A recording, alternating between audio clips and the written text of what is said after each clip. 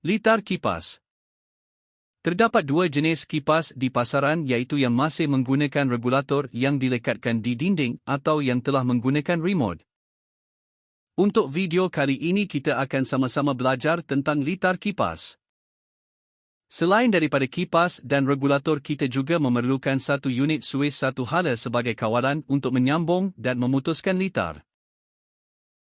Untuk perlindungan daripada arus litar pintas dan beban lebih, MCB dengan kadaran 6 ampere digunakan di dalam litar kipas ini.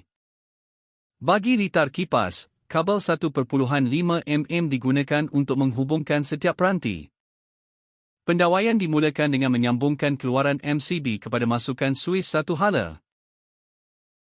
Seterusnya keluaran suis satu hala akan disambungkan pula ke masukan regulator kipas.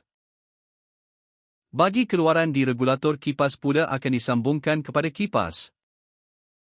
Bagi melengkapkan litar, sambungkan neutral kipas kepada neutral bar pada papan agihan. Sebagai sistem perlindungan kepada pengguna, sambungkan bumi kipas kepada bumi bar pada papan agihan. Inilah sambungan litar asas kipas dan peranti-peranti yang digunakan. Bagi kipas yang menggunakan remote, regulator di dinding tidak digunakan.